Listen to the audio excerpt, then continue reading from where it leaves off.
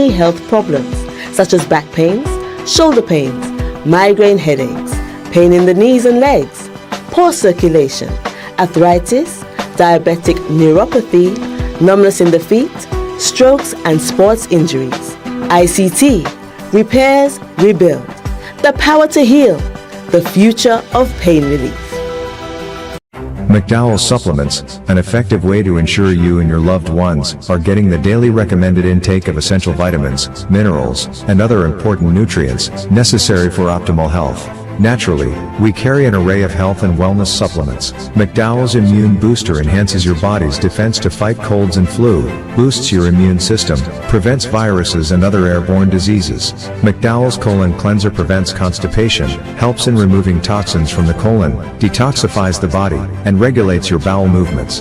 McDowell's Prostate Health prevent the enlargement of the prostate, improve urinary flow, and reduce frequent urination, especially at night. Moringa oleifera capsules are rich in minerals like calcium, potassium, zinc, magnesium, iron, and copper, vitamins like beta-carotene, vitamin A, vitamin B such as folic acid, vitamin C, D, and E. McDowell's Potassium Complex, used for treating and preventing low potassium levels, high blood pressure, preventing stroke, and aid in weight loss. McDowell's Triple Magnesium relaxes the muscles, relieves cramps and helps to control high blood pressure, improves sleep, and can calm the nerves.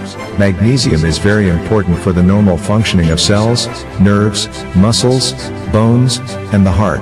McDowell's Ginger Turmeric helps to relieve pain, decrease nausea and enhance the immune function to help protect against illness and infection. Ginger turmeric has powerful anti-inflammatory properties and improves your circulation. Don't hold health back. Let health strike back. McDowell's, the better way to start your health. Visit Health Service Center, John Compton Highway. Call 453-6417. Let your wellness be our stress. If you recently submitted a claim to the National Insurance Corporation, you also need to submit your financial account information to get paid. All NIC benefit claims are now paid conveniently through your local financial institution. To provide your bank or credit union account information, simply log on to the NIC website at www.stlucianic.org. Click the Financial Account Information tab and fill out the form. It's that easy. You only submit once. Ensure you enter the details of an open, active account in your name. If you do not have access to the internet, visit any NIC office to collect the financial account information form. Help us to help you. NIC, for the benefit of us all. It is well known that diseases like diabetes, high blood pressure, and other illnesses may restrict blood flow, which can lead to impotence and erectile dysfunction. This is why Enhance was formulated to meet these challenging health problems, which can reduce your ability to perform. If you're having problems maintaining your manhood, then reclaim your manhood today with Enhance. Enhance increases your energy level, boosts your stamina, and increases your endurance. You can get your Enhance at Southwell VA4, Restorer Pharmacy Soufre, Knights Med Miku, Lay By Bar The Morn, Dexter's Place Jeremy Street Castries, Citygate Bar The City opposite the market, Plants Place Denry Highway, Arlette Supermarket Soufre, The Release Stress Bar Labrie Highway, Cool Joint Bar Victoria Schwazel, Prios Bus Stop 22, next to the Moshi Bus Stop opposite the Grosile Bus Stop. Prios Bar and Grill in Corinth, Grosile. Enhance, the best a man can get. The voice. Your hero is back. Raw facts, no fluffs. Shelton Daniel is here to deal with the issues. Real issues, 12:30 p.m. to 2 p.m. Monday to Friday on Real FM.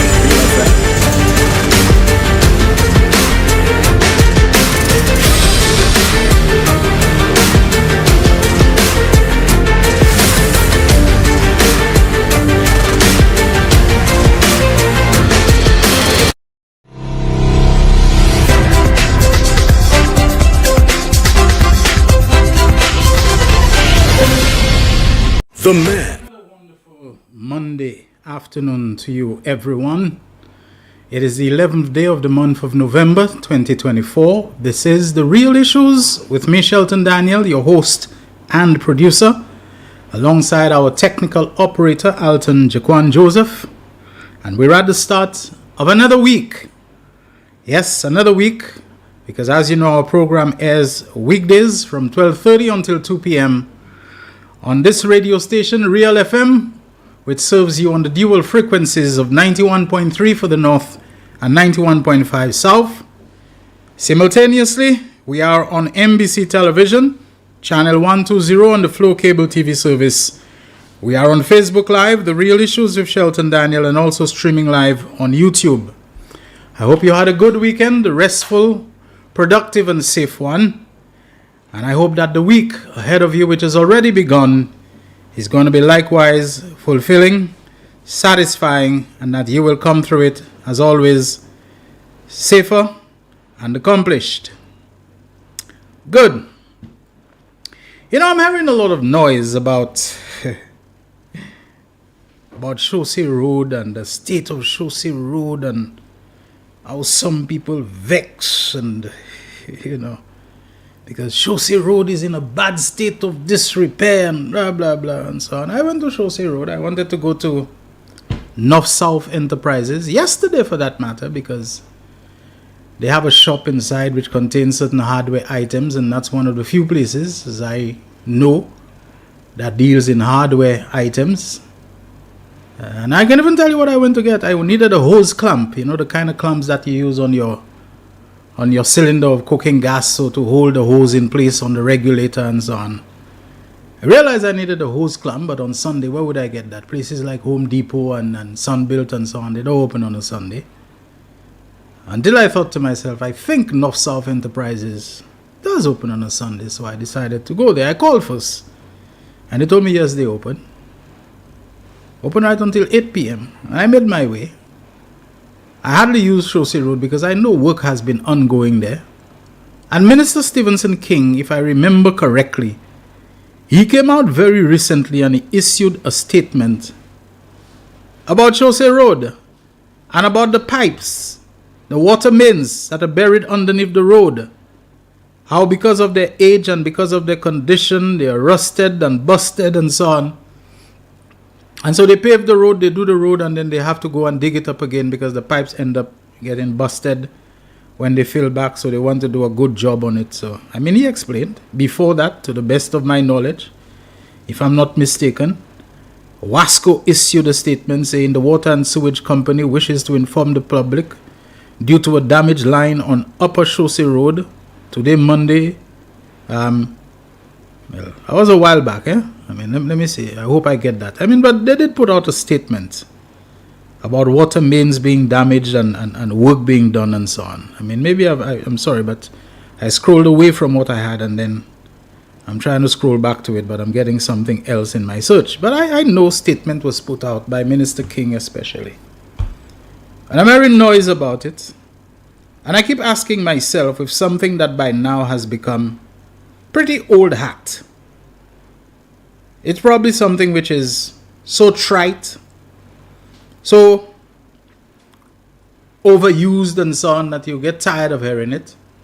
And that is that how do you make omelets that people are demanding and you want to serve them or which are necessary, but they don't want you to break an egg, not even so much as one egg. How do you make omelets without breaking eggs? How do you fix pipes and do infrastructure and do roadworks without at least some momentary inconvenience of the people who use the road? Commuters, pedestrians.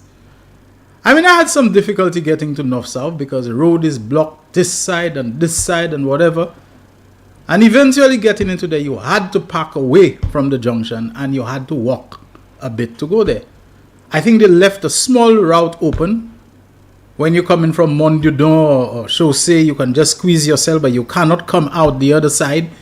You have to come out the same side that you came in and so on. I mean, it was delicate and so on to do it, whatever. But it's not the prettiest of sights. It's not the prettiest of conveniences for you to move around and so on. But we all know it's for a good cause, because you don't do it and then the cry of no water, which is already bad enough, is going to crescendo. It's going to reach heights and so on, and people will scream. But I don't know, I've noticed that anytime it's something to do with Central Castries, anytime it's something to do with Richard Frederick's constituency, it's like nothing right can be done. And right now, I suppose two of the most hated, where the opposition is concerned, ministers, it falls square in their ballpark, in their lap, on their shoulders, namely, Central Castries is the constituency, and Stephenson King is the minister responsible for roadworks, infrastructure, and Wasco and the pipes and so on. So that is going to set some people off. Some time ago, there was the opening of the new building of the National Housing Corporation, which is on Chaussee Road. And there was a momentary closure, not of the entire Chaussee Road, of a small part, but quickly. You saw people jumping up, and on social media they accused that it was an ego trip by the minister to be closing of the road on such and such a day when traffic is busy and XYZ. Something which has been cleared with the police.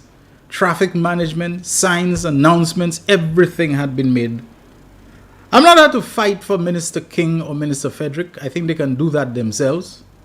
I think their record in the politics, their record in elections and so on, they speak for themselves, so they don't need me to come and to defend them, etc., etc., etc. But I just thought it is my duty as a public broadcaster, to come and to tell people to watch out for those things. When you hear a lot of noise being made, much ado about nothing, about routine matters of roads being repaired and pipes being, replaced, for us to get water and for us to get better roads. When you hear them, just take a little time and ask yourself, is it because of the constituency and because of the minister involved?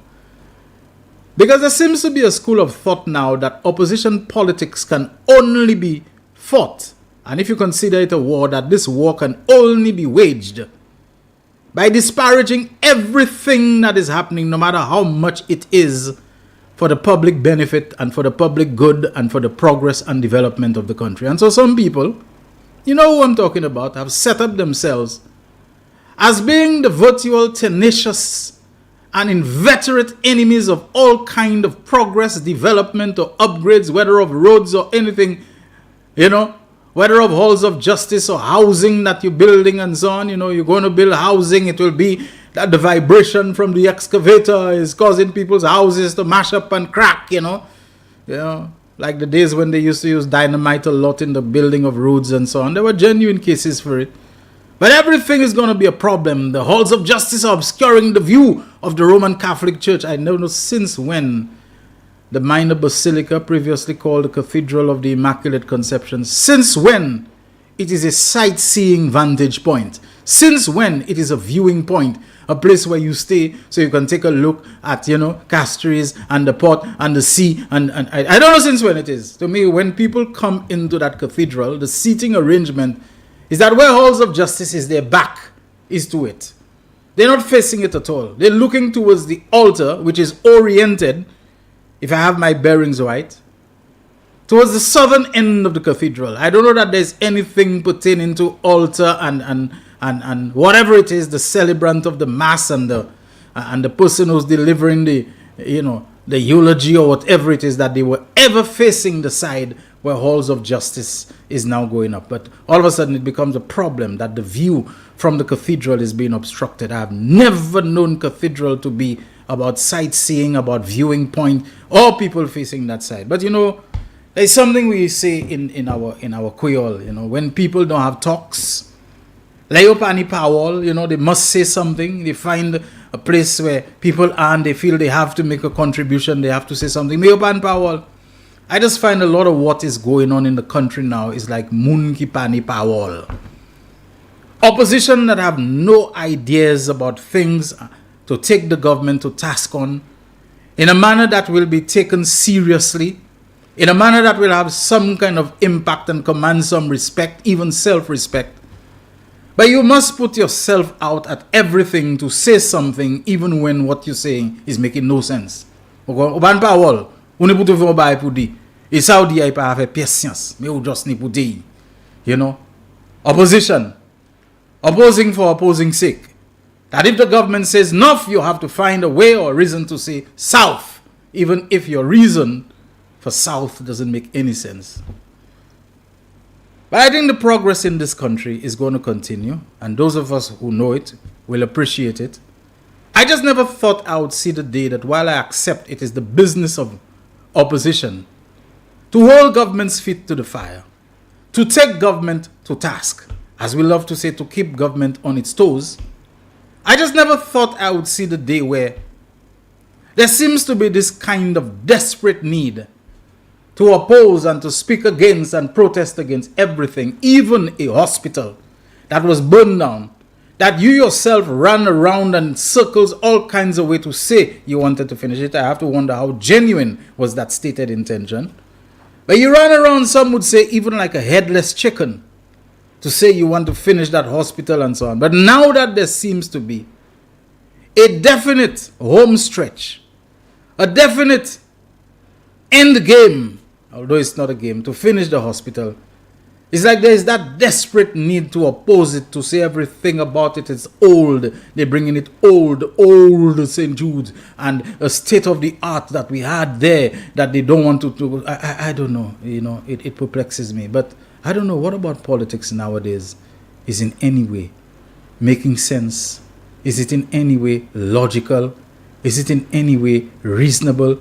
It just seems to be the politics of people going off half-cocked, totally unhinged and so on, just because there is the desperation, because to them, the aim of politics, and the only aim, I'm not saying that's not a legitimate aim, is to get into power, get into office. That's all they want. And then when they come into office, they find they're so unprepared. They don't know what they're doing. They don't know what they're about.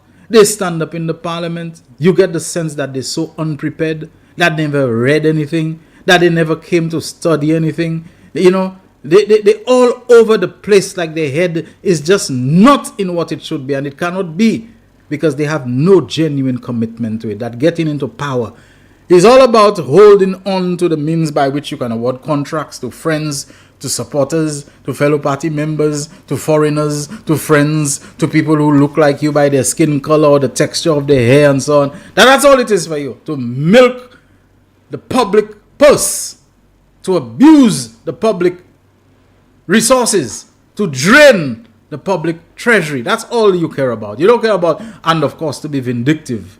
People who cross you, who don't genuflect before you, who don't do obeisance to you, who don't come and, bow to you and so on as being the ruler, who don't give you submission, that you want to get at them and you don't care how much collateral or institutional damage you cause. You'll wipe out the National Trust, to get at Vishnu Tulsi. It's a whole lot of things. You'll close down Radio St. Lucia, because even though Shelton Daniel has left a long time, and to hear some people, he fled to Antigua. I don't know how come he's never been arrested in Antigua, But you have a grudge against him that is so great that even after he has left, you close down the place, because the memory of him having worked there is so powerful in you and so on. He's messing up everything because you want to get at some people and so on. This is the kind of thing that I see happening. I just never thought I would see a St. Lucia where this kind of stupidity, the only intelligence about it is how calculating and conniving and how determined it is to be evil. So any road that's fixing, and it's not only Chaussee Road.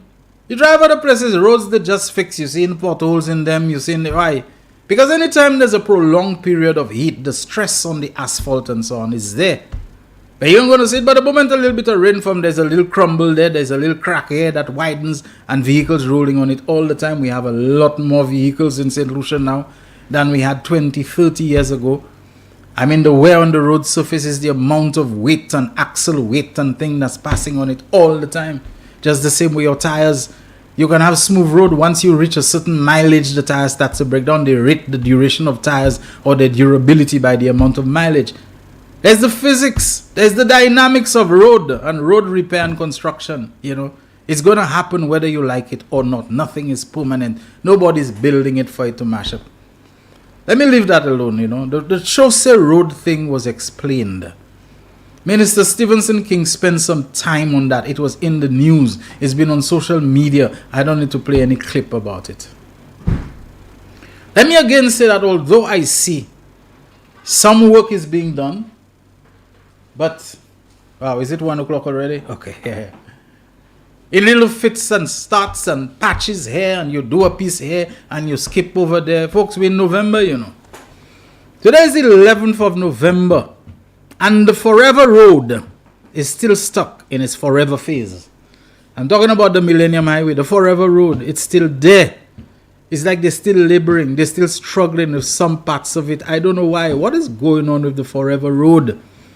We have already decided that we're going to rename the Forever Road once upon a time called the Millennium Highway. I don't want to call it that anymore. The only millennium about it is that it's taking a millennium for them to finish it. You know? The Forever Road, they're still struggling with it. You see them doing this there. They leave a little piece there. They think there. What is this about? Will someone come out and tell us? Will someone come out and tell us what really is the true story behind the Forever Road? Why the Forever Road is taking forever? And I again want to admonish the government, my government, the party which forms the government, my party, which I support, and I make no secret about it. I'm not afraid or ashamed. Be very careful, you know. I know the story about the funding that is the British government defeated Department of Foreign and whatever development and so on, that they, you know, gave a grant to do the road, so it's not our money. It may not be St. Lucia's money. It may not be St. Lucia has to put up the money. And the money the agency given for its management and disbursement was the Caribbean Development Bank, who chose the consultant and who also chose the contractor. It's very easy. Be careful, Labour Party, that you don't fall into that trap of thinking you can wash your hands and shake the dust off your feet and say, well, you know, it's not really our baby. It's not our money. We have limited control. That may be true. That may be true from a hard, nitty-gritty, technical point of view. But if anything goes wrong and that road becomes a cause of prolonged public dissatisfaction, that it is seen as a crisis situation, you can do what you want. Your people, including your supporters, they ain't no Caribbean Development Bank. They ain't no British government. They ain't no contractor. They ain't no consultant. It's you they're coming after. Is Stevenson King? They already want to find any way that they can take revenge against him for turning his back on them in the last elections when he felt he could take no more. And all the people they have vendetta against. I keep pleading, I have no proof of it, but be careful that they're not people playing games with that road deliberately in the hope that some late extreme weather event will come in the hurricane season, some deluge that we never saw, something like, you know, the 2013 Christmas Eve trough, or some late season thing that comes and that dumps a whole lot of rain and knocks out a couple sections of the road that have not been completed, that seem to be dragging on forever, wash away a portion of it, and then it's almost like you have to do the whole thing over, start all over again, that it goes into 2025. Be careful that there are not some people watching, hoping, praying, biding time to see if a crisis can come up, and then you will have the crisis on your hand. And the public will be angry at you. They will feel that you did not do sufficient agitation and advocacy as a government about that road. And let me tell you something more that I'm sure. We have people who specialize in transportation, economics, and all this kind of thing. And they know the economic cost of a major roadway or artery or whatever we want to call it. That what it costs in time for people. I'm telling you, sometimes you're coming down the little mount by from OKEU, you know, the Millennium Heights roundabout, and you're sailing down, and all of a sudden you hit the flat. And you have to hit your brakes and you have to watch it, because an unpaved portion right in the middle there with so many deep potholes, you can turn this way, you can turn that way, you can avoid it. What it is costing in terms of time lost, in terms of people who feel it is better for them to detour through Goodlands and the Mon and to go through all that hill and pass there, the extra fuel burn, and what it is costing people on their vehicles and the time of commute and school children and all of that. I hope you all have economists who can look at this thing and quantify for you the economic cost of the delay in that road. There must be an economic cost that is being borne by the government and other domestic stakeholders. The access, the exit, the transit of vehicles out of the city center to alleviate the pressures and so on. It may be too much and we're paying. Look into that, folks. This thing has taken too long. It's not like Britain going to get vexed and say, oh, you're complaining, give us back our money. That's not going to happen. But something has to happen. Some miscalculation, some incompetence, whatever. And there may be people inside the Labour Party who are good at lobbying. And they have people who are their friends. Maybe they even getting some reward. So they might be lobbying for them to take it easy and not do anything. But like I have said before, if I didn't know one of the key players in that road project, I wouldn't be talking. But I know one of the key players. And if there's one thing I know about this individual is how much he hates the Labour Party. I'm telling you that, I've said it over and over again. This person I know, he hates the Labour Party. Don't when people play their games with you, when you're in power and they need you. And they come and they always slapping your back like they're their best buddy. They have a nice little story. Last week I spoke about, be careful about people who make you believe they can't take it with Flabo anymore. They can't take it with Alan Chastney. I'm not saying tell them no and huff them, I'm saying be careful how quickly and how easily you rush forward to embrace people. There's some people who will come and cook you a story. Man, I supported UWP, it's true and whatever, and I even forgive them some funding sometime, but you see this fella Alan Chastney, I can't take it on. It's a game they know how to play. They keep themselves in the running for contracts and for, getting the fatted calf of your being in power. Getting the milk and honey. And you embrace them and you believe, okay, Alan, they can't take him. Sometimes it's all a game. It's all a game. So whether Alan and Flabo in power or Labour and Philip JP in power, they're getting the best of both worlds, of all worlds.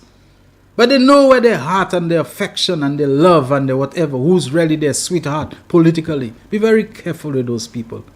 They know how to play games and they might well be playing a game with you. Like I say in politics, huff and rebuff people, you got to watch them. Be very careful.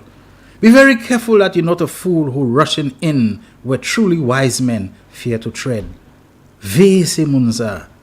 Veye yo. A lot of them, I'm telling you, they have never shifted, they have never budged, but they know how to play the system. And they have people who are genuinely on the other side, but who believe they're friends and, they can work with them, like Margaret Thatcher said of Mikhail Gorbachev, I like Mr. Gorbachev. I think I can do business with him. But she never meant that she was ever going to see eye to eye with the communist, thing in which Gorbachev was seasoned and cooked and steeped and so on. She never meant that.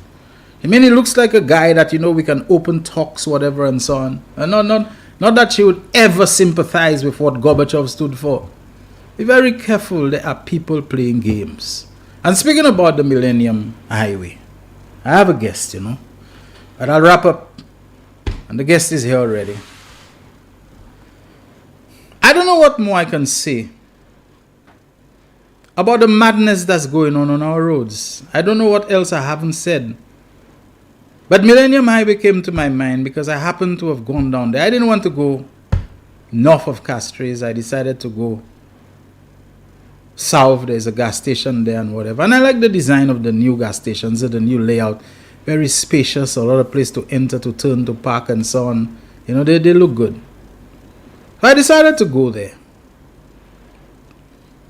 And coming back up, again in that little incline going up to the Millennium Heights roundabout.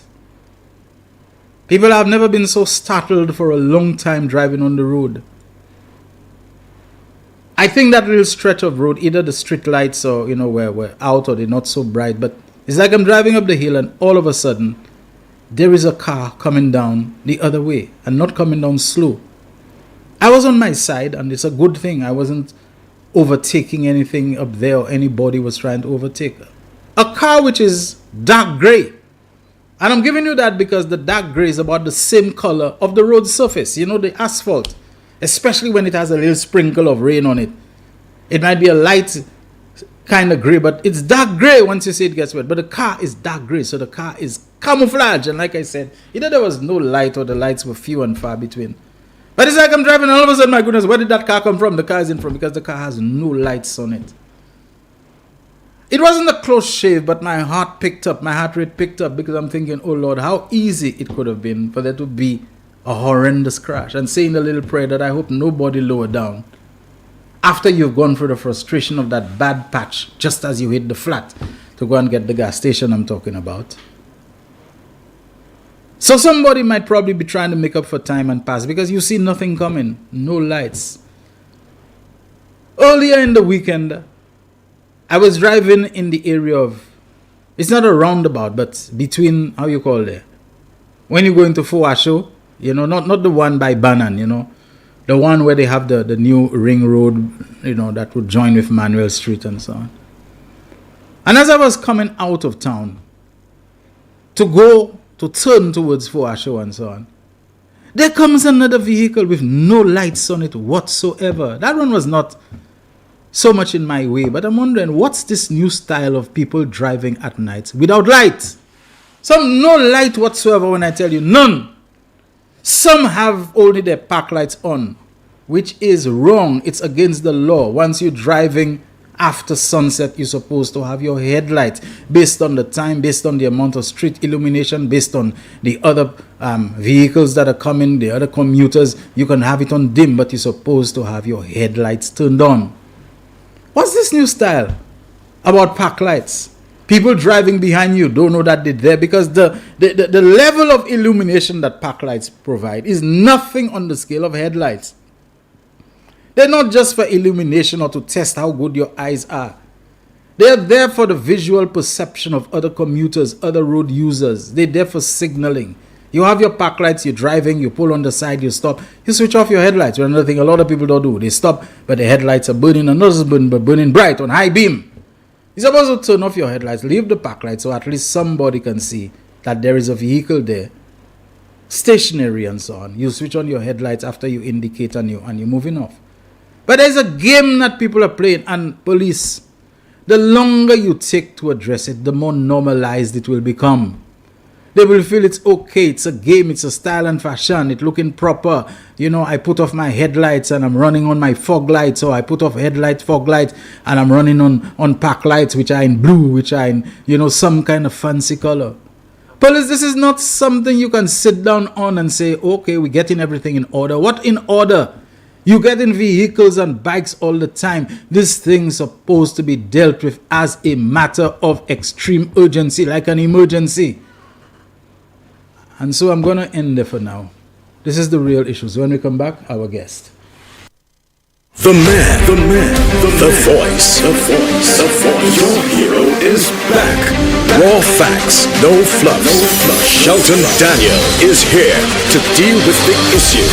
Real issues. 12:30 p.m. to 2 p.m. Monday to Friday on Real FM.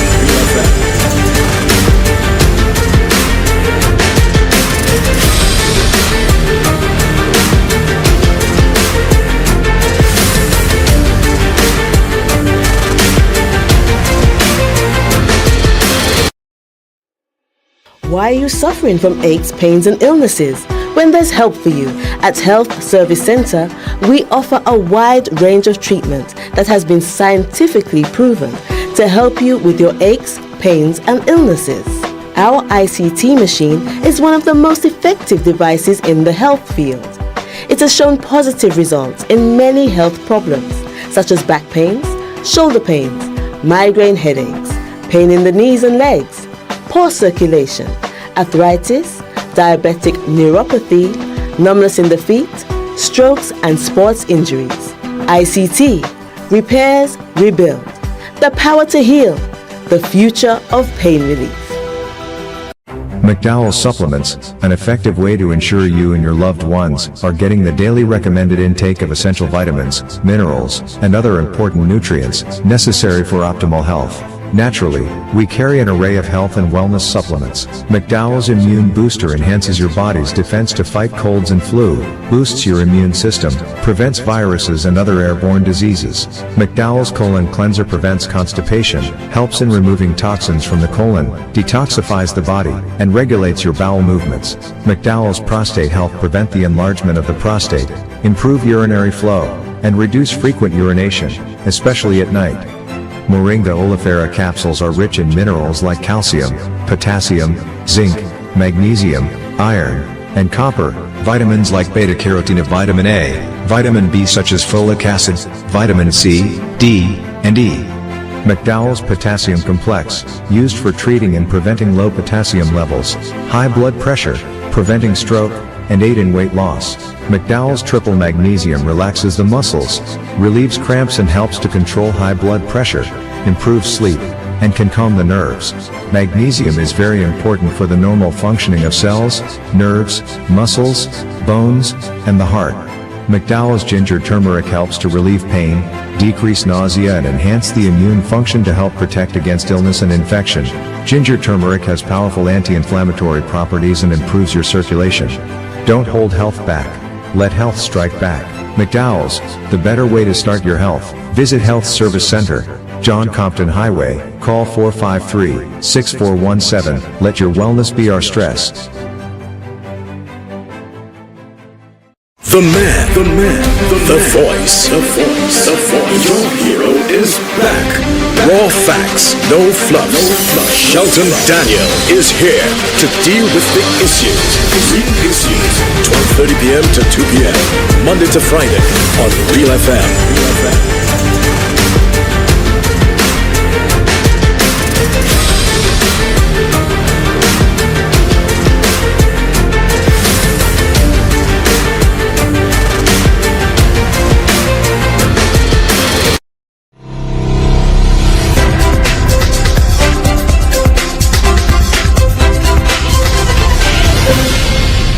Issues is on. I got a message while we're on the commercial break. I think that was in response to my saying I have a guest. And here this, I hope it's Terrence, eh?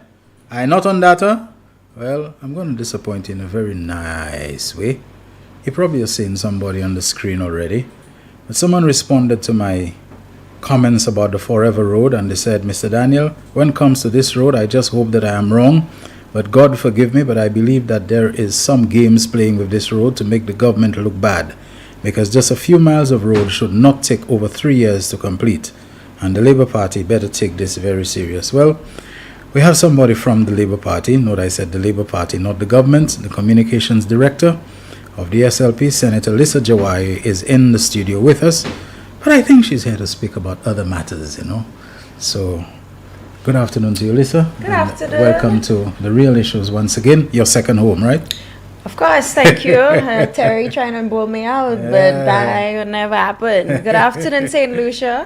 It's always very exciting for me to come on this program to talk to you. I don't know why I'm smiling so much. Maybe I miss you all. Just the other day I was here, but you know, there's just so many good things happening, and I believe the week has started off to a very good start. But I want to really segue really quickly. You were mentioning a road. Which road is that? Millennium Highway, that I call the Forever Road, you know. Oh, the Forever Road, yeah. So every Monday morning. I also mentioned Chaussee Road, that some people are barely aching about. Oh, so you spoke about Chaussee. Yeah, when I think the Minister, Honorable Stephenson King, last week spoke about it, he said there was a problem with pipes that needed replacing and so on. So it's not like we didn't know that some work needs to be done. But Millennium Highway seems to be dragging on with different timelines given for completion, and then we still see work is going on. Yes. So, good afternoon, listeners and viewers of The Real Issues, Team MBC, Team Real FM, those in the diaspora. Thank you always for tuning in to this program. It's really one of the programs that gives us opportunity to clear the air on a lot of issues. Sometimes these issues happening so fast, Shelton, and the response time is not always the shortest.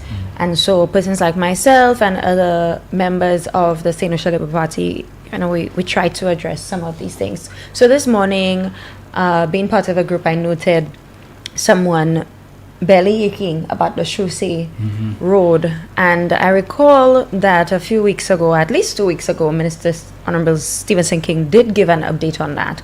And I know you've spoken about it on your show, but sometimes, you know, in the moment, some event is happening and somebody becomes frustrated, and we fully understand that. So I went over to pre-cabinet press briefing, which I do as on many Monday mornings. Some people question why I'm there and I should not be there. And I just want to tell some of these individuals that I am there at the request of the Prime Minister of St. Lucia, and every media person who is invited to pre-cabinet press briefing is there on as a result of an invitation from the Prime Minister. I'm a government senator. I'm also the spokesperson for the party. And as a government senator, I make it my business to know what my government is doing. And if that means requesting from the Prime Minister to sit in on pre-cab, and he has agreed, then I will do that. But I believe that people have found issue with that because I tend to call them out on their lies and on the propaganda that they push. And, you know, sometimes they call my name on their show almost every day, and it makes me really wonder, but, you know, tell me, what is really there for you to attack? And they say, oh, but she says, challenge her on everything she says. And I have maintained that position, not from a place of arrogance, but from a place of confidence, because I believe when you are speaking to people, it is their right for you to be open and honest with them. And my reputation means everything to me. And so when I open my mouth to speak, I do my best to speak on behalf of the people, on behalf of my party as the spokesperson. So yes, anybody can challenge me. I am human. I will make mistakes. And I'm not too big of a person to say if I made a mistake or not. But the reality is, AstroTurf is dangerous. And there's a former parliamentarian who said that the SLP has been lying about AstroTurf. And I think that is just sad, that people believe that if you use certain words, it can stick in the media. I did a master's in strategic communication. I never did media studies. I didn't study to be a journalist. But I studied strategic communication to know how to reach people, what messages will resonate with them. And in one of our books for school, the word of the book is not really something that I can say on air, but it's really to unscrew your mind, to change your mind on certain things. And it also tells you that the more you say something, the more it sticks. UWP believe, that organization believes that if they say something often, it will stick. So they believe if we use the words lie, then people will associate the words lie with the St. Lucia Labour Party. People of St. Lucia, the reality is AstroTurf is dangerous.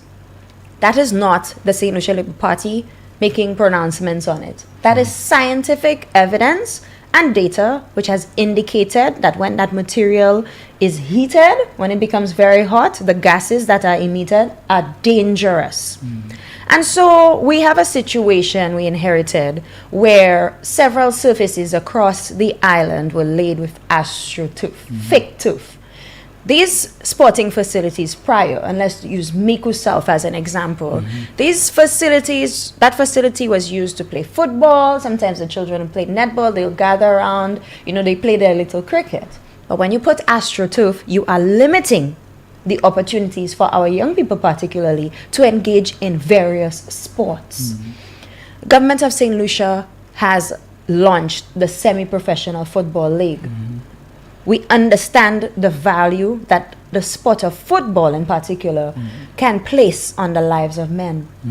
But we were not in support of taking all of those facilities and laying AstroTurf on them. Now, the benefit of AstroTurf is that it is small. People take a tumble, you know. Yes, but it is certainly limiting. So when we learned of a gentleman named Lockerbie coming to St. Lucia, and I believe the contract was about, I think it was 32 million. I got find the contract. People haven't been able to find the contract. But 32 million to lay 3 surfaces. You ask yourself, really, what was that money used for? What was it used for? Was it just used for this? 11 million per surface. That's about $11 million to lay AstroTurf on a surface that is dangerous and that restricts sportsmen and women from engaging in additional sport. What is worse, Shelton, is the fact that the George Odlum Stadium was used, unfortunately, to house the St. Jude Hospital. But the facility, the racetrack, was left to diminish under UWP, whose cabinet had the most sportsmen and women in the history of St. Lucia. The most sportsmen and women, or men and women with a history in sports, whether they were faster than a bullet, as they were called, whether they opened up football groups in Grizzly, whether they were former presidents of the Olympic Committee, whether they were former whether they played volleyball or basketball, right, or they were the former gardens, permanent in the gardens, they and like you to know, boast about that, yeah. or if they were former permanent secretaries in the Ministry of Youth Development and Sports, yeah. absolutely no shame. Yet they will go on a forum and say the SLP is lying. So I believe the UWP has not learned, because their tactic last election was to say things and think it would stick. Obviously, the people of St. Lucia proved to them that we are dumb and we are smarter than that. So I really don't expect the AstroTurf situation to be put to rest, because they are unrelenting with their lies and propaganda. But it is absolutely necessary for people of St. Lucia to understand. Now, why didn't the SLP come and uproot it? First of all, the data says it is dangerous, and so perhaps at a certain point in time when it's, you know, maybe a little cooler, the surface is best used. And as it stands, we have to make use of it. But we need to bear in mind that our children are using those facilities, these surfaces, and an extended exposure, especially during very warm times in the day, will cause harm. And you know, we are going through several climate change issues, so we need to be mindful of that. But of course, for the people of St. Lucia's understanding, the scientific data suggests that it is not suitable for multiple sports and for extended use. Right. Okay. Thank you for that, Lisa. At least, you know, many years ago, the name Lockerbie was associated with a very heinous terrorist act, the bombing of an airliner, Pan Am Flight 103, and the bulk of its debris fell over a Scottish town called Lockerbie. You know, so the Lockerbie bombing, it looks like so many years later, we were bombed in a different way by a scandal called Lockerbie, where we were bilked of more than $30 million for something that we don't need, something which is absolutely not suited for our needs, and something which holds toxic and carcinogenic perils and so on. And you know, the residues of that bomb, you are being told we have to be very careful how we diffuse and clear it and so on, because that in itself can be a peril on its own. So, Mr. Shastny, you know, whatever you can say, we have to deal as part of your legacy with the fiscal bombing that bears that infamous name of Lockerbie. But we'll get it done, one way or the other. Go ahead, Senator. Now, the other thing that I want to talk about really quickly is another level of hypocrisy that should not stun us, but of course needs to be addressed. Prime Minister Honorable Philip J. Pierre attended 2 events in Dominica over the weekend. He was invited to the Labour Party annual conference of delegates, and he delivered a masterful presentation. Now, towards the end, Prime Minister Philip J. Pierre made me hold my head, Shelton, because at the conference is a bell, and PM asked for the bell. Prime Minister Philip J. Pierre took the bell and he rang the bell at the conference. My phone started blowing up. Lisa, PM called the election. We're ready, we're going. The floor was a But, you know, he did say that bell is a reminder to protect the victory. So I thought it quite very funny that Prime Minister Philip J. Pierre did that. But then, the day before, he was invited to the groundbreaking ceremony of the construction of the Dominica Airport. And I thought that was, I wonder, and I will have to ask Prime Minister Philip J. Pierre, you know, how he felt attending that. But almost immediately, the United Workers' Party took to Facebook and says, Philip J. Pierre airport controversy ignites as PM joins Dominica's groundbreaking. It reads, I'll just read it quickly. In a controversial and symbolic gesture, St. Lucia's Prime Minister Philip J. Pierre recently attended the groundbreaking ceremony for Dominica's new international airport, raising eyebrows and sparking outrage back home. Pierre's appearance at the ceremony, funded by St. Lucian taxpayers, has been met with fierce criticism given his earlier decision to halt St. Lucia's own major airport redevelopment project, the HIA redevelopment project, shortly after assuming office. For many, this incident encapsulates the mounting frustration surrounding Pierre's leadership and perceived political retribution against his predecessor, Alan Shastney. Okay, and it goes on and it goes on. But let me tell you, the United Workers' Party continues to hide behind United PAC, and I don't care what anybody has to say. They can take to Facebook, they can say they are not associated, but they use that avenue to say the things that they are not saying on their own page. Prime Minister Philip J. Pierre, who was never contested on that, in the parliament, looked across at Alan Shastney, the opposition leader, and said, I know he writes for them.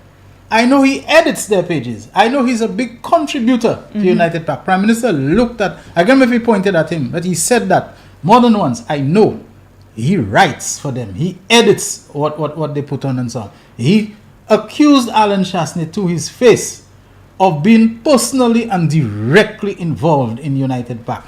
Alan Shastney, the only thing that came to his face was what I would describe as an embarrassed blush. Okay. He never answered Prime Minister Pierre or refuted or rebutted or contested or argued what he said. Never once did he. Isn't that the perfect, or wasn't that the perfect opportunity for him to say that this is not true? I know nothing about that. He never did. You know, and that tape exists where the Prime Minister says, I know, he writes for them. He edits the thing that they write. He's very much directly involved in it. Alan Shastney, an embarrassed blush on his face, never attempted to dispute that. The St. Lucia Labour Party had negotiated a public-private partnership, that loan for the airports, and Prime Minister Philip J. Pierre has saved us from almost about $1 billion.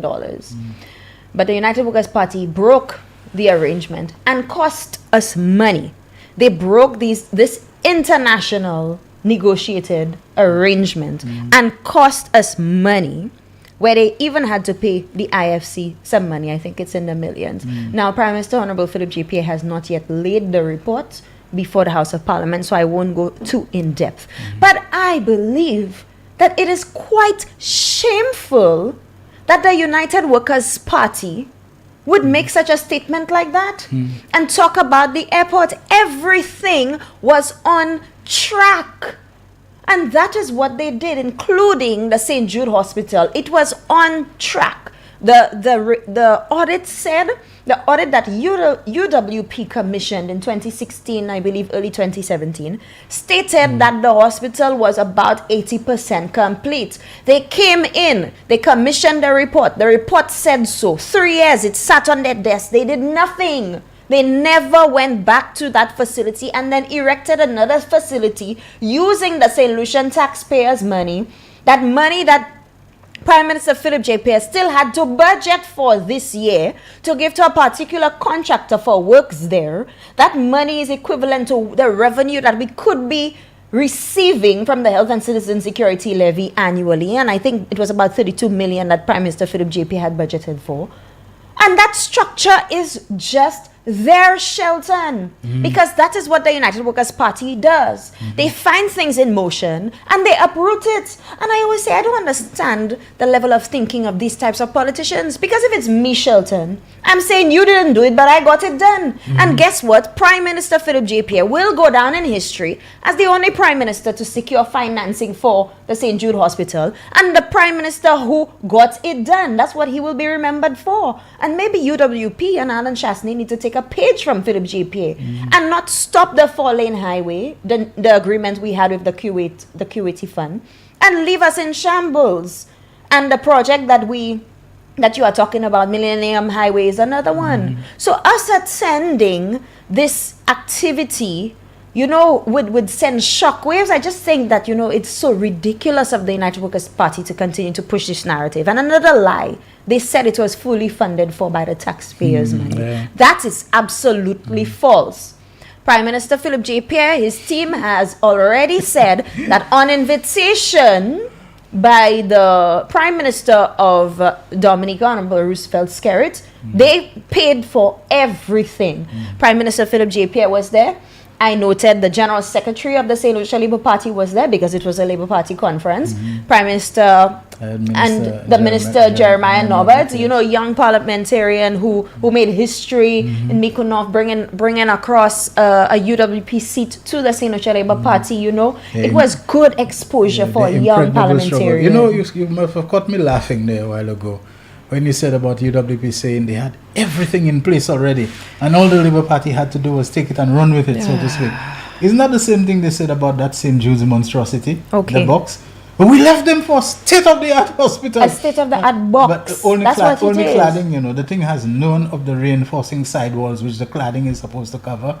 You watch the thing, rain is coming, you see, you know, cascades of water resembling like artificial waterfalls coming inside. It is so nothing sad, inside, no shielding for the material that you're supposed to, hazardous material like X-ray and so on, which you're talking about radioactive, you know, nuclear material and so on. None of that whatsoever. The fellows claim that we left a state-of-the-art hospital, you know, a box that is just a shell, that is just there. So that seems to be their habit, to claim that they left things on a platter for the Labour Party, and the Labour Party, you know, didn't do anything with And it. I don't know how they feed into that, and they believe that, and they push that narrative with their supporters. But you know, that's the debunking side of things. And I told you I came in here with a smile on my face. So over the weekend, I went to a particular store to get every year I do a Christmas party for the children of my community, Forest Year. So the Forest Year Methodist Combined School, I usually do a Christmas party for them every year. It's always such a fun time, and Christmas was not something that I grew into. And so seeing the smiles that it puts on their faces, and remembering when Minister Ambali used to come around, you know, the back of a truck giving us a toy, it was just something to look forward to. And Minister Ambali went down in history as, you know, somebody who did something like that. And I wanted to pay it forward and continue, you know, that legacy, something that she started.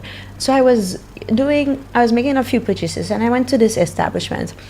And the young lady who was at the cashier, she noted me at the back of the line. I had a few things in my cart, and she said, come, let me check for you. And then she said, well, there's this lady whose daughter got shot in the mouth in Dennery. Yes, yes. And she said, you know, and we're just really trying to give her a Merry Christmas, and, you know, coming up with a few items. I didn't tell her who I was or anything like that. I said, okay, that's really nice of you. So she's like, can you make a contribution? So, you know, I gave her something I had. I said, you know, can I ask for this lady's number? Is she at work? She said, no, she's not at work, but if you give me your number, I can pass it on. Shelton, I didn't even reach home yet, you know, and my phone rang. When I eventually returned the call, I spoke to the mother, and we had a conversation on, you know, how's it going? How's your daughter? And she was giving me the full story of everything. I tried to get contact for her previously, but I'm really happy I got her. And I said to her, but certain people are saying that the government is not helping you, because another staff member said to me, but the government is not helping. And she said, no, my lady. That is not true. My parliamentary rep, as soon as this happened, he called me and he offered support. Her parliamentary rep is Honorable Alfred Prosper, Dennery South. Okay. So she said to me, he offered support. I won't go into details as to what he has done, but I was very impressed when I learned what Stabach had done for this family. And she said, but you know, we have the surgery and it's a lot, and I know he's done some, and we're going to really try our best to get it. I spoke to the other individual at our workplace. They said, okay, they're happy to hear, but you know, the fundraising continues, and it's a lot of money, the reconstruction. I remember seeing a clip of this child, and it really broke my heart that someone so innocent, their life could have been taken in the blink of an eye, right before their parents' eyes, because she was there with her mom. And her mom spoke about how it was so traumatizing for her. And there was, you know, all of the social media debacle as to the surgery getting done. I spoke to the parliamentary rep when he said, yes, indeed, he has been having conversations with the family. And then lo and behold, at pre-cabinet press briefing, Honorable Alfred Prosper said that the surgery will be fully funded by the government of St. Lucia. Shelton, I'm telling you, because I got so close to the story and I was learning of it, I just felt so emotional. I felt so moved, because I'm saying the family is in a position where they would not have been able to afford it. And government has never said, we are going to give you every single thing. But in a situation like that, and on some of You these take a look, extraordinary you get to know about the economic circumstances. means of the family and the people and so on, and you see that there is grounds for extended compassion, in this situation and so on. People need to understand government cannot do everything for everybody, but there is always a commitment by this government and by the Labour Party generally to try to help people who are disadvantaged, people who are deprived, people who are, nobody deliberately will want to live in a house that's run down, that has collapsed, that they're getting wet under it and so on. They have to crawl like an animal to get under at least one piece of galvanized where maybe a part of their body can be sheltered and so on. You see somebody in that situation, the issue is not about building a 3-bedroom, 2-bathroom house, some people were so heartlessly trying to make an issue of how the houses are so small. Of course it's small, but small is better than nothing. And the people appreciate it. The people appreciate it. A little place where they can go inside, and rain and wetting them in the night when they're sleeping, and wind and feeling like, wind chill on their body like they're living in the Arctic because of the conditions that they're under. This is the kind of commitment to helping people, to give them a holding hand, to lift them up, to put them first. That's what it's about. That's what it's about. Yeah. And, I thought this was remarkable that the parliamentary rep, Honorable Alfred Prosper, has, found the financing in whatever way he has pulled resources and support, and that child surgery will be fully funded. So, she will certainly have a Merry Christmas. Yes. And I'm really pleased to hear that. Now, we jump really quickly on another issue which ties into this one, and that is the issue of crime. It's an issue that government leaders regionally and the world over struggle with. Of course, the influx of weapons that we do not manufacture in our nation, and protecting our borders, and also putting in policies and programs in place to really educate our people. And I had this conversation with a reporter who was so passionate this morning in the pre-cab room but we need to do something about getting these men skilled. And he spoke of this contractor who said that we don't have the skilled workers in St. Lucia. And when I hear things like that, I say, wow, people are crying for jobs, and there are jobs, and we don't have the skilled workers. But the government of St. Lucia has made a significant effort in focusing on technical, vocational, and educational training. TVET has been flying high in the Ministry of Education over the last few months. We've learned that a few schools will be transformed, like the George Charles School, the Dennery School, the one in Marigot, to focus on technical areas. I remember trying hard back in the day to try to get a loan to study, and the area that I wanted to study was not on the government priority list. And so I didn't get a scholarship, but I benefited from a government bursary program. But Honorable Sean Edwards said today that over 1,000 students have benefited in educational support from this government. And we must not forget the strategy, the base strategy of curing poverty is knowledge. And that is what our Nobel laureate, Sir Arthur Lewis, has said. Yes. So the St. Lucia Labour Party, who yes, brought universal education, and I hear former MPs on the other side mocking what is universal education. We abolished the shift system under Dr. Anthony. We provide bursary support. We have first generation scholarships. Over 50 of them have been disbursed. We have full and partial scholarships available through the university, formerly Monroe College, but Monroe University.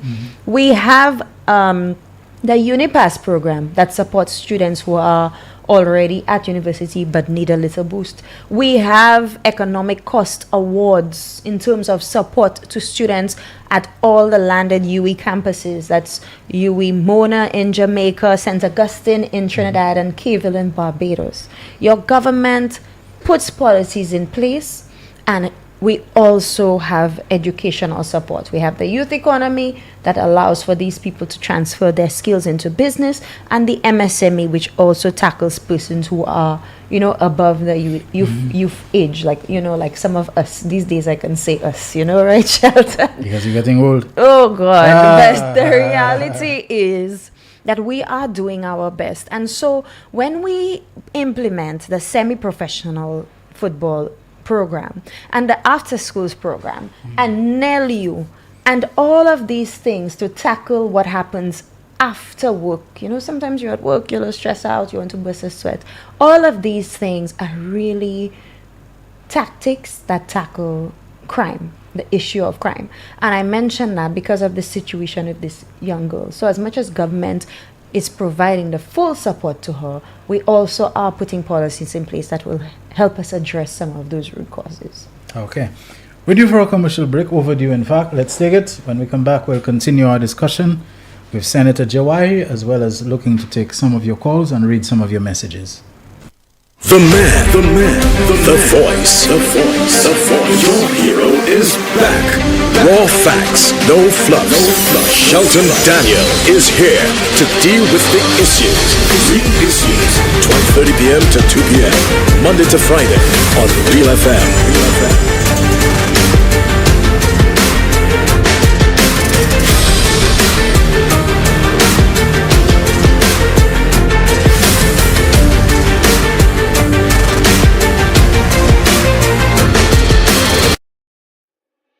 Why are you suffering from aches, pains and illnesses? When there's help for you. At Health Service Center, we offer a wide range of treatment that has been scientifically proven to help you with your aches, pains and illnesses. Our ICT machine is one of the most effective devices in the health field. It has shown positive results in many health problems such as back pains, shoulder pains, migraine headaches, pain in the knees and legs, poor circulation, arthritis, diabetic neuropathy, numbness in the feet, strokes and sports injuries. ICT, repairs, rebuild. The power to heal, the future of pain relief. McDowell Supplements, an effective way to ensure you and your loved ones are getting the daily recommended intake of essential vitamins, minerals, and other important nutrients necessary for optimal health. Naturally, we carry an array of health and wellness supplements. McDowell's Immune Booster enhances your body's defense to fight colds and flu, boosts your immune system, prevents viruses and other airborne diseases. McDowell's Colon Cleanser prevents constipation, helps in removing toxins from the colon, detoxifies the body, and regulates your bowel movements. McDowell's Prostate Health prevent the enlargement of the prostate, improve urinary flow, and reduce frequent urination, especially at night. Moringa oleifera capsules are rich in minerals like calcium, potassium, zinc, magnesium, iron, and copper, vitamins like beta-carotene, vitamin A, vitamin B such as folic acid, vitamin C, D, and E. McDowell's Potassium Complex, used for treating and preventing low potassium levels, high blood pressure, preventing stroke, and aid in weight loss. McDowell's Triple Magnesium relaxes the muscles, relieves cramps and helps to control high blood pressure, improves sleep, and can calm the nerves. Magnesium is very important for the normal functioning of cells, nerves, muscles, bones, and the heart. McDowell's Ginger Turmeric helps to relieve pain, decrease nausea and enhance the immune function to help protect against illness and infection. Ginger turmeric has powerful anti-inflammatory properties and improves your circulation. Don't hold health back. Let health strike back. McDowell's, the better way to start your health. Visit Health Service Center, John Compton Highway, call 453-6417. Let your wellness be our stress. The man, the voice. Your hero is back. Raw facts, no fluff. Shelton Daniel is here to deal with the issues. Real issues. 12:30 p.m. to 2 p.m. Monday to Friday on Real FM.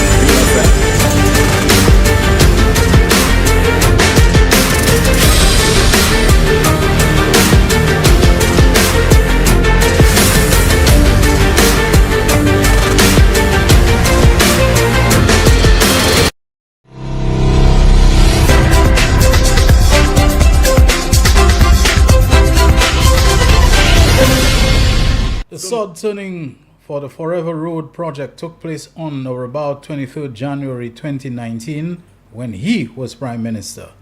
But Alan Chasney has already laid the blame for the delays on the Labour Party. You know what, 23rd what January, or just 2019? We're talking about 5 years, 5 years. 5 years. Somebody else said, bro, I'm a taxi driver. I haven't driven on this road to Soufrière for maybe a year. But I also know that this road is under reconstruction. I was a little surprised to see the level of work that had been done on this road. And another taxi driver, I heard complaining about the condition of the road, and I asked him if he was from another country, and he was not happy about it. All right, so you're going to get the complainers and so on. Someone sent me a link which says the turf is artificial, but the harm is very real, and there's a story to it which I won't have time to read right now. Mr. Pierre needs to behave himself. Hip hip hooray. Thank the doctor for rejection. I'm not exactly sure what that means. Kind of went over my head. This Thank one. the what? Yeah, Mr. Pierre needs to behave himself, but thank the doctor for rejection. Not exactly sure. All right, Senator Jawari, you said you're okay with opening the phone lines Yes, now? we are. right. I know we were having a conversation on education and certain things have happened, and we would have noted that government has again offered $1,000 to our nurses when we talk about healthcare in St. Lucia and the government providing support. It's not the first time that the government is doing something like that, but we are providing $1,000 to nurses at South Louis Community College. Okay. We're getting a call now, our first one for today, for the week. Good afternoon, Real Issues. You're on the air. Good afternoon, Shelton Daniel. How are you doing, sir? I'm fine, thank you, my friend. Good afternoon to my other friend. Hello, Senator Lisa. good afternoon, my brother. Good afternoon. Senator Lisa, Hey. let me tell you, you owe nobody no explanation as to your presence in any media setting concerning the Prime Minister. You owe nobody no explanation. As a matter of fact, my friend, you even have to go beyond the call of duty and defend the Prime Minister. Because there are persons who are being planted. There are persons who are being planted to antagonize, to provoke, and to try to throw the Prime Minister off. So you have full rights to be there, and you owe no one no explanation. You know what I'm telling you? Because that victory, we all have to protect that victory. That's right. We have to defend that victory, and we have to fight for another victory. So let's not pussyfoot there. You have no explanation to give to no one. You have a right to show up, and when you show up, you represent, and if time comes for you to defend and protect, you have to protect our leader, which is our Prime Minister. Okay? That's point number one. Now, Shelton, I refer to the Prime Minister. I have, 6 names that I call the Prime Minister. Bossman, Chief, Papa, Comrade, Brother, Philip J. Pierre. So, no one must call and tell me that I have to say Mr. Philip J. Pierre. The Prime Minister is a friend of mine who accepts these names that I call him: Bossman, Chief, Papa, Comrade, Brother, Philip J. Pierre. So I want to put that matter to rest today. And Sheldon, my last contribution I want to make. You know there is some cricket at the stadium. Yeah, West Indies and England. Yes. So I want to ask you one question. Is Bosseshu ground prepared? Actually, I passed there, and the only thing that they need to be prepared for is make sure West Indies win the 3 matches they have to play there, because in a 5-match series they lose 2 already, right? England win the first 2. I hope St. Lucia is ready to give them a change in fortunes, because we can't be the place where St. Lucia Kings, for the first time, just bring home the CPL, and we're supposed to have a big homecoming, for them and all of that. And then for West Indies to come and to be losing That there. homecoming But tomorrow. you know? You know why? You know why I asked you that question? You know, Uncle is very troublesome. Yeah, he probably there with his camera already taking. He probably there. Uncle might just be there on the outside, videoing a little hole they may have had in the road, and then Uncle will say we are ready. And then he'll go and say, you know if West Indies lose, you know why the West Indies lost? West Indies lost because they were not ready. You know So Lisa, we ready? Let me tell you, we had No, better what- beer. what The I heard from stadium y'all- is crisp and ready to go. Well, St. Lucians come out in large numbers and support the West Indies team. We are ready. Have a good one, Shelton. All right, thank you very Bye-bye. much. Let me tell you, Gaspar always tell me don't take on these fellows. But you know, sometimes we just have to remind people they like to feel empowered in their lives. And as much as we are pushing government policies, it's still also very important to debunk some of their lies as well. 487-9849, the mobile number on which you can WhatsApp call us, 487-9849 and 4533911, the landline that you can call us direct. Is that a call coming in, or is it just...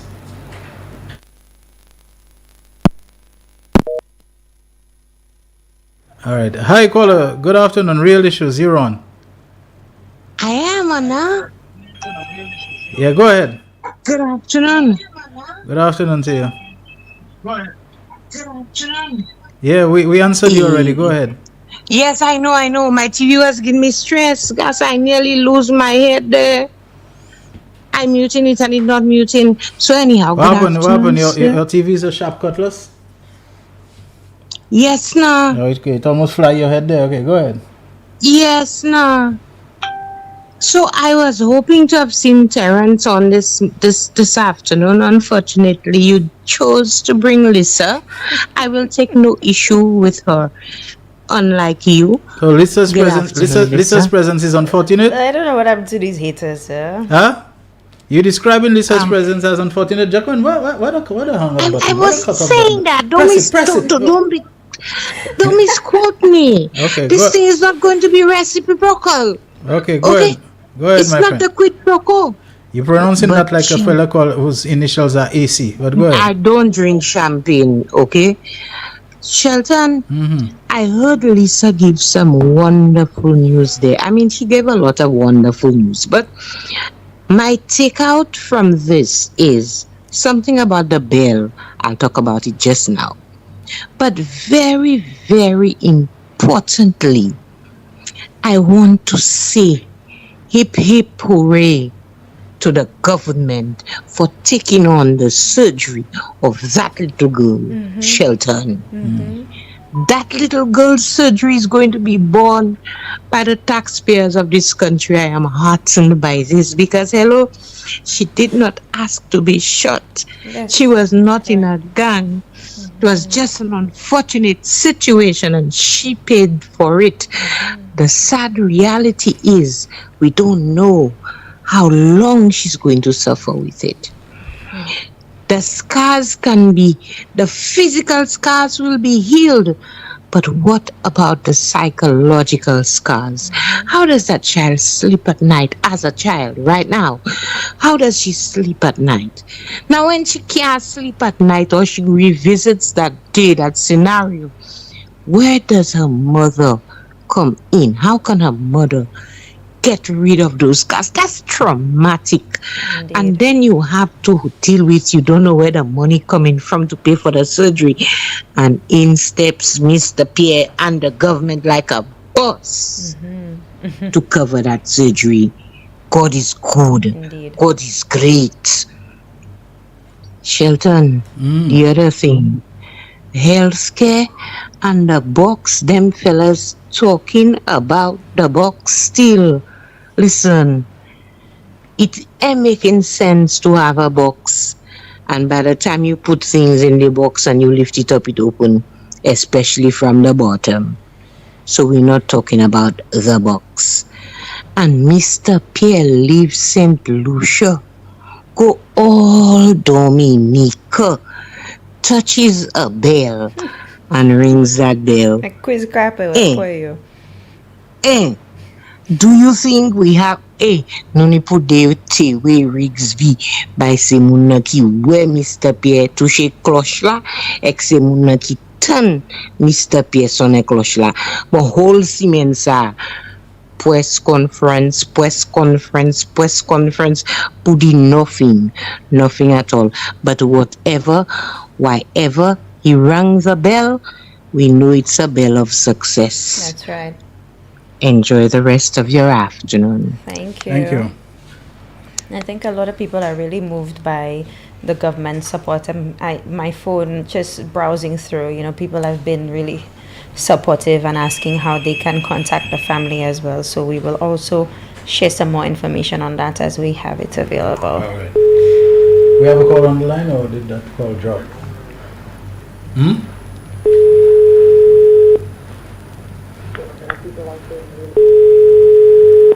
Are you there?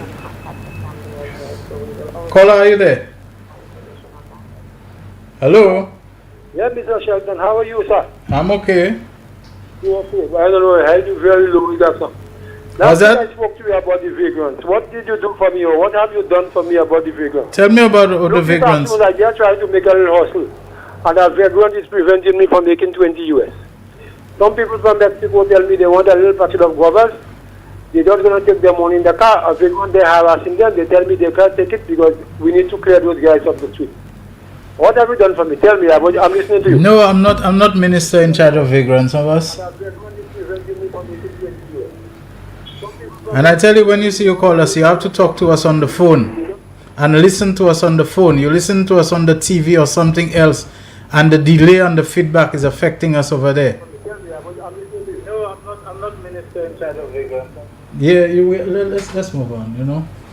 A guy once asked me what I'm doing for him with regards to vagrants and so on. One of these days, we better be careful with those vagrants about town. I saw something one night in town and it freaked me out. I saw what seems to be a vagrant, what we call a zombie, walking on the boulevard. I had come late to use the ATM machine.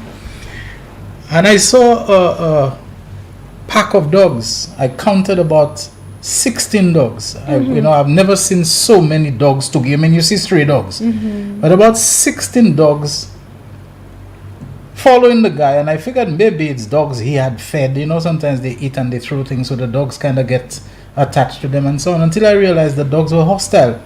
And they were basically following the guy and trying to essentially see him off and run him off. And then some of the dogs stayed back, but about 2 of them or 3 of them went close to him and they were yapping at him, and one of them in particular was going very close to him, and he did do something which was very smart. He stood still. And when you see dogs in packs come after you, one of the best things you can do is hold your nerve and try to stay completely still. Flailing your arms and feet and trying to kick them will only excite them to attack you. Running will make it even worse. They'll enjoy chasing you. And I saw he seemed to run. Sometimes when one got too close, he would just bow his head and the dog would go back a little, but he didn't flail over and so on. And I'm wondering, why is it? And those dogs are not going. Like, they just surround the guy. They cut him off where he can escape, where he can run. They blocking him all around. Until it occurred to me, I said to myself, I wonder if those dogs see that guy as a rival, as a competitor, in the sense that the scraps that, because in nights you go there and you see those fellas overturning garbage bins and everything to go into it so that the they can dogs get protecting their territory. Exactly. Maybe the dogs see him as somebody who's encroaching on their turf, maybe competing with them for the very same scraps that they want to go after. And so the dogs now feel they have. This is a very unfortunate thing. There are some places no garbage bin remains standing overnight, You'll see the contents all on the ground, and it's the same zombies, as we call them, that are going in the night and throwing them. Now, if you're doing that, you become the competitor and the rival of the dogs for their turf and for their food. And I saw that and I said, I wonder if that attack escalates, if that guy didn't know how to keep his nerve, if he tried to run or he tried to fire a kick behind the dog, what could happen? About 16 dogs I may have, because some of them were obstructed from my view by the little islands in the boulevard and so on. I never saw so many dogs. And I said, what if those dogs get the better of that guy and they just continue to bite him and he bleeds to death or something? So we have to watch. And a couple days later, I passed somewhere not far away and I saw what seemed to be the same set of dogs lying down in a little area, peacefully chilling out. And I said, you see, dogs, the way dogs behave individually is not the way they behave when they're in a pack. So you never know what those dogs might do when they organize themselves as a pack and what danger they can pose. And I saw that thing and I said, wow. But that zombie seemed to have had his head on. He knew how to, stay calm and stay cool and see them out. Somebody say you promote from senator to minister of vagrants ministry. Terry Alexander. I said Terry, the Sotila. Get off the phone. We have a call on the line. Hello. Terry looking for trouble. Good afternoon, Mr. Daniel. Hello. Good afternoon. Yeah, good afternoon to you. Good afternoon, Miss Lisa. Good afternoon. Good afternoon. Hello. Yeah, Miss Lisa. Hello. You tell me or tell the public how soon will the Ministry of Sports and I guess the government of St. Lucia by extension ensure that the Sufra Stadium will be certified as an official athletic site? If you have any information on that, can you repeat that, please? You getting a little bit muffled. Something about Sufra? That's correct. I'm talking about the Sufra mini stadium. Mini stadium, right? This stadium has not been certified as an official athletic stadium. It needs certain work to be done on it. I know it costs a lot of money, but can you do the research and come back to us and tell us how soon will Sufra mini stadium be certified as an official athletic stadium? Is that a fair assessment or question? Oh, absolutely, of course. So yes, we can certainly get that information. So I'm understanding you're saying that the Sufra mini stadium is not officially recognized by the Ministry of Youth Development and Sports as an official mini stadium, and you want to know when that will be done? No, that's not what I'm saying. It is not officially certified. Certified. Where we could run, okay. Run races for the athletes and use the times for them to go on further to the big game. I see. There's certain work, and the minister is aware of it. The minister said that he already got some consultant and some organization to come and look at it. But I have not seen him and his ministry or the government on the whole move forward in getting that ground certified so we can use the actual times of these children for the progression report in World Athletics. Absolutely. Fair enough question, caller. I will, I've already sent a note, so hopefully they can respond now. If not, we will share that information with Shelton if I'm not back very soon, as in tomorrow. You're welcome. Bye-bye. All right, we're rapidly running out of time. Just 3 more minutes to the hour. Get your calls in. 45-33911, the landline number, and 487-9849, which is the mobile number on which you can WhatsApp call us. Our guest in the studio today, the St. Lucia Labour Party's Communications Director, Senator Lisa Jawari. And like I said, we're rapidly running out of time. It's up to you. Senator Jawari, your wind down? Yes, absolutely. So again, Shelton, just thank you for that information. I would have loved to come a bit earlier from 12:30 as usual, but the pre-cabinet press briefing started a bit late, and I really wanted to share with you the good news coming out of that. So Minister Sean Edward did give an account of government support so far as it relates to education.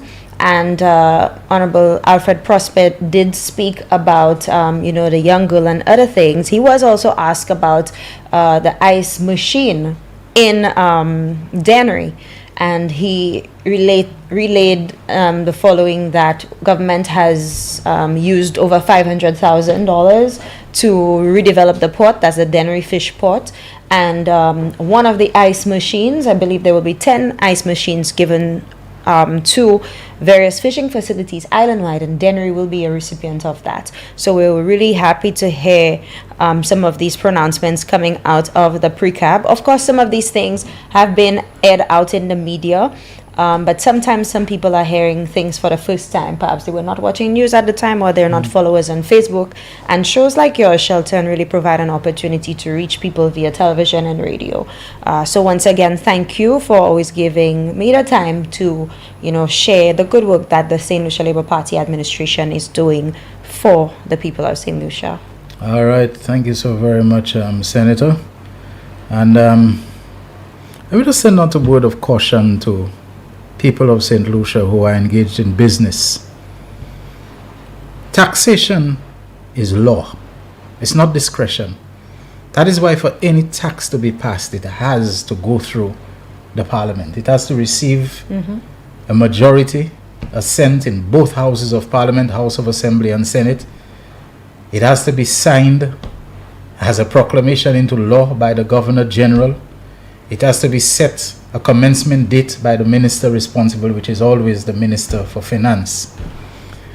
There may be many of you who don't agree with or who are probably falling victim to the propaganda about the health and security levy, because it's my understanding that a lot of places, business and other people who engage in transactions are not charging or collecting or applying the levy where they should.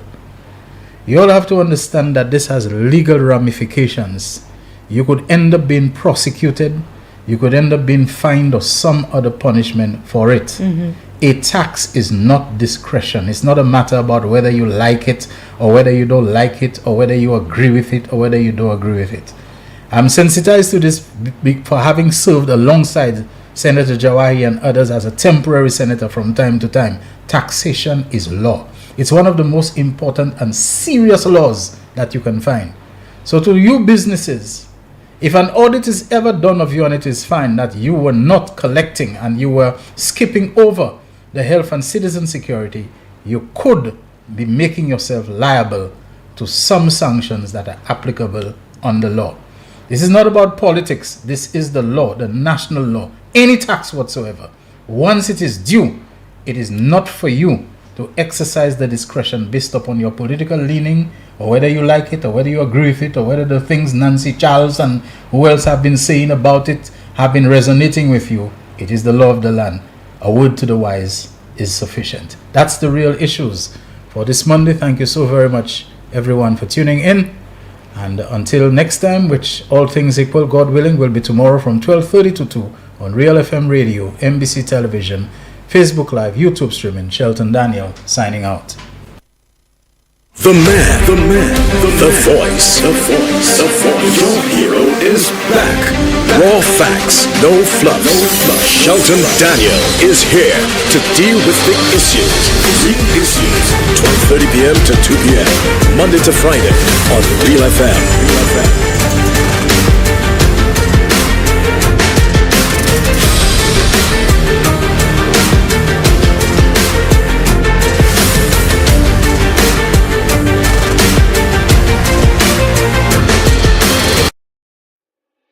Why are you suffering from aches, pains and illnesses? When there's help for you. At Health Service Center, we offer a wide range of treatment that has been scientifically proven to help you with your aches, pains and illnesses. Our ICT machine is one of the most effective devices in the health field. It has shown positive results in many health problems such as back pains, shoulder pains, migraine headaches, pain in the knees and legs, poor circulation, arthritis, diabetic neuropathy, numbness in the feet, strokes and sports injuries. ICT, repairs, rebuild. The power to heal, the future of pain relief. McDowell Supplements, an effective way to ensure you and your loved ones are getting the daily recommended intake of essential vitamins, minerals, and other important